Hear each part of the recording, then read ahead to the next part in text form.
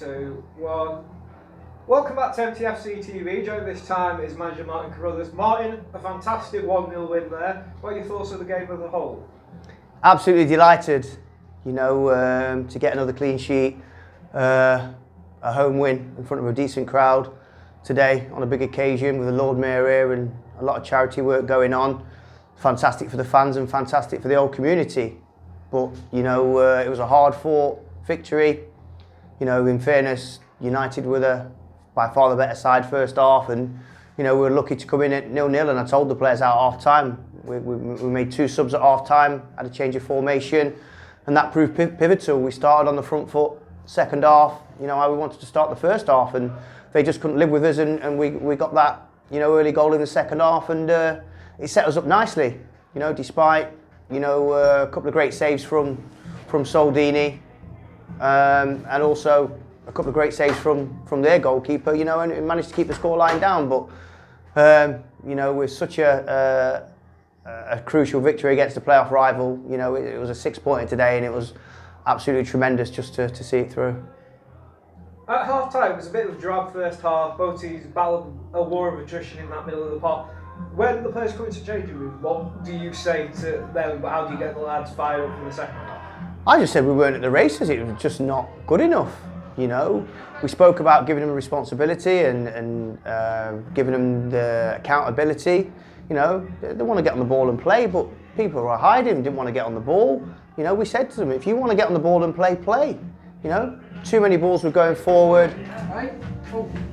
Too many balls were going forward, coming straight back. We just couldn't get a foothold in the game. The midfield players were, in transition. We weren't winning second balls. We weren't getting on the ball and trying to play out wide to JJ or Xander, and we just lacked cohesion. So, we had to make those changes at half time, and luckily they paid off.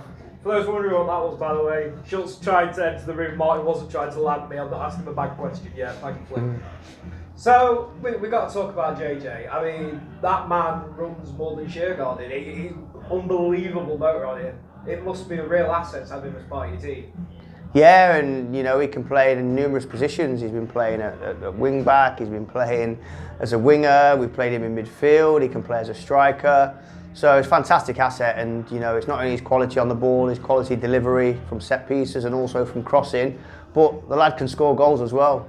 But he's also a fantastic lad, and he's great to have around. So it's great for him to get the winner today, and it'd be even better if he can get the winner at Nantwich on Tuesday night, because it's in his local area, Stoke. So I'm sure he'll have some friends and family there. Now, got sort of new signings. Ethan and Robbie came in today. There was some tactical changes at half time that saw Robbie be introduced. Ethan played the whole night. I thought both did really well. Are you pleased with how they played?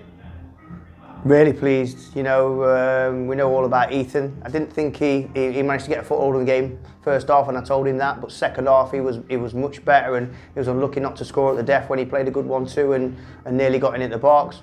I thought Robbie, he's a right back, but we threw him on at left back as makeshift, and I thought he was outstanding.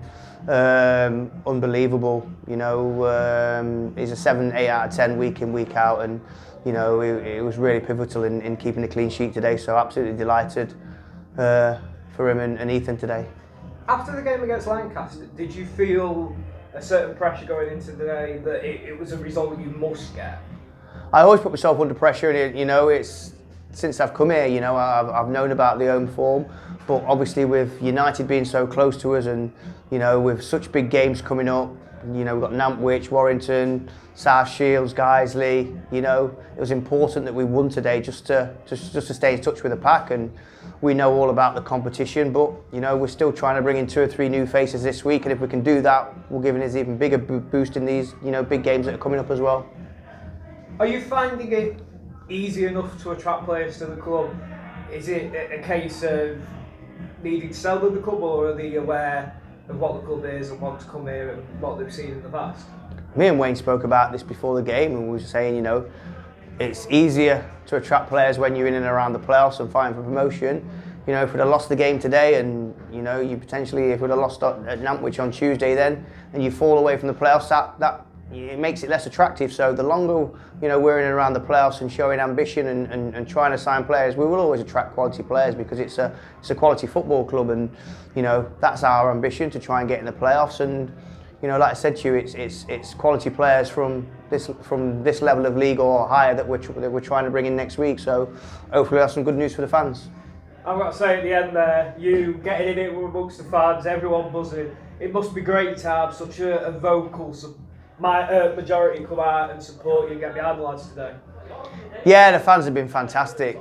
Even when we get beat, they're always singing and chanting. Even though the coach journey was not great on the way back against Lancaster, there was nothing downbeat. There was all positive, and they really get behind us. And like I say, I thought they were fantastic today, and it was just really nice at the end to go over and give them something to smile about.